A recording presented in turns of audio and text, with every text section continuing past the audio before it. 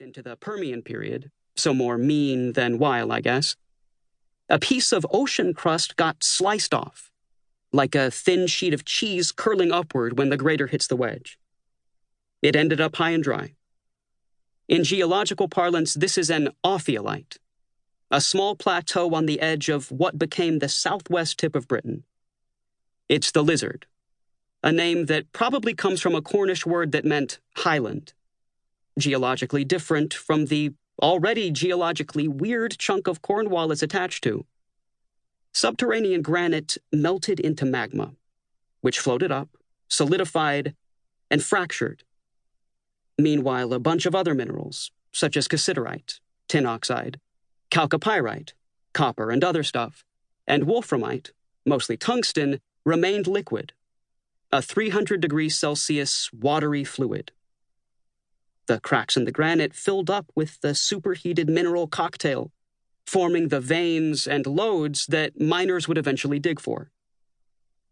Rain, this is England after all, would eventually expose areas of granite and filter through it down into local streams. Cornwall has been a mining town since before there were mines, really.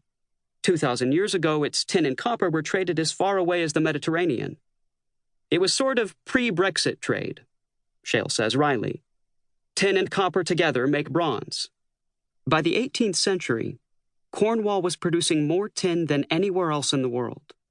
Miners dug some of that out of the hills, but nearly half of it came from the mud at the bottom of rivers and creeks.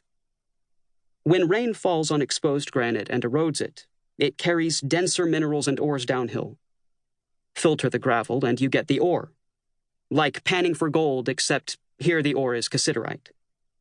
Cornwall became an economic powerhouse and a center for science and technology. Using steam power to pump groundwater out of mines was a Cornish innovation, for example. And another plentiful mineral in Cornwall's dirt, kaolinite, turned out to be the key ingredient in fine Chinese-type porcelain, which ultimately allowed England to break into that industry in the second half of the 18th century.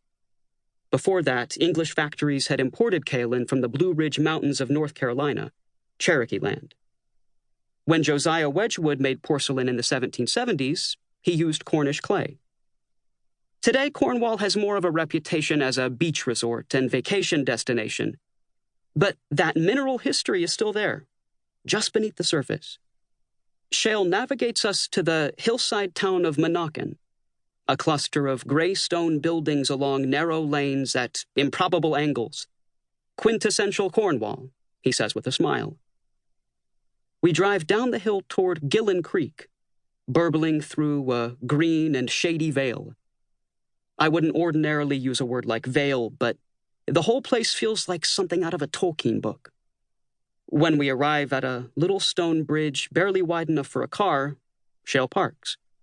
Up the road, the sun sparkles off of a sign that reads Monaghan, and just past that, it is sparkling even harder off of two little rectangular buildings. One built of raw local stone, and the other painted a tidy white, with two brick chimneys. These are what is left of the Tregonwell Mill. One of the buildings, the stonier one, has a metal square bolted to it. This titanium plaque commemorates the identification of the metal monachanite, later called titanium, by the Reverend William Gregor in the leat of Tregonwell Mill in the parish of Monaghan in Menniage in 1791. This is where it happened. William Gregor found titanium, a metal with at least half a dozen histories and uses. Today you'll find it in artificial hips, supersonic jets, and camping equipment. But for my purposes, its most important identity is as stuff that makes a color. The mineral Gregor found was black as coal.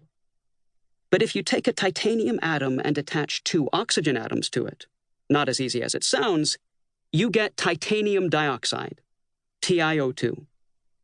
Purified and refined, TiO2 defines and embodies the color white. In human-made things, titanium dioxide is ubiquitous. A whitener in paints, paper, ceramics, pharmaceuticals, and food. It is the white of the modern world. And thanks to its brightness and opacity, it gets mixed into other paints and coatings too.